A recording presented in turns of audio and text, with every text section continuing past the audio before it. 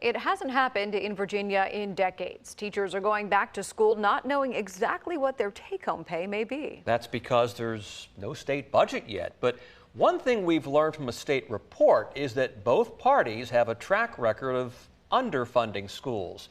Then Eager Side's Brett Hall takes a look at its findings and asks lawmakers what they are going to do about it. Brett? Yeah, it's the burning question now that the state budget is 6 months overdue to go into Governor Youngkin's desk, but it's a topic local council members still want to follow closely. One keeps talking about it because he says right now blame on factors like the teacher shortage are not being assigned to all the right people.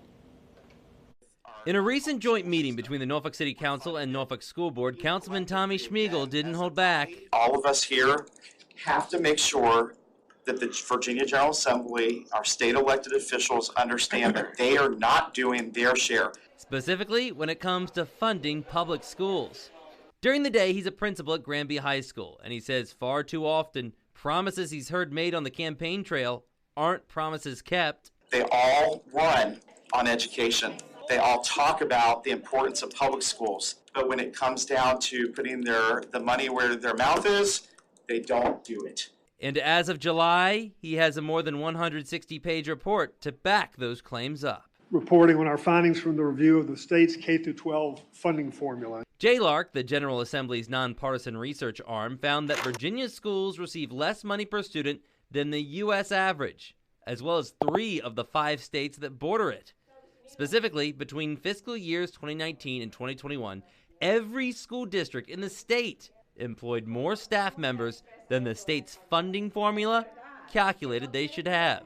While leaders from both sides of the political aisle were quick to point the finger on the issue, we want to know what actually is going to be done to change this. We're going to look at this, take this report very seriously. Delegate Rob Bloxham is one of a handful of lawmakers currently in Richmond trying to come to a deal on the long overdue state budget. He says increasing education funding is actually something both parties agree on. He says especially when it comes to teacher raises. I think you'll see us really focus on learning loss. But what about those report recommendations? You got to look at it with a grain of salt. The report recommended that the long-time formula be changed from one based on staffing needs to one based on students. A majority of states delve out money based on an amount they want to fund per student.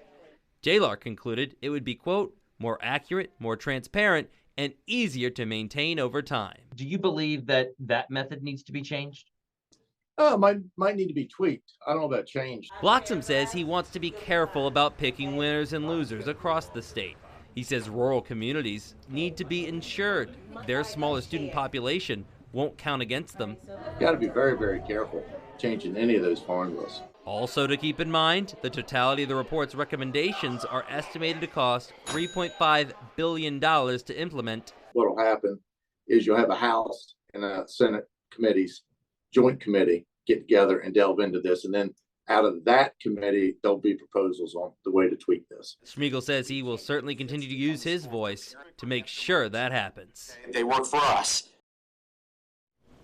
That we can say is true. It's important to note that data used by JLARC was when Democrats controlled both the executive and legislative branches in 2020, 2021. In recent years, both parties have increased funding above previous levels. Brett Hall, 10 on your side.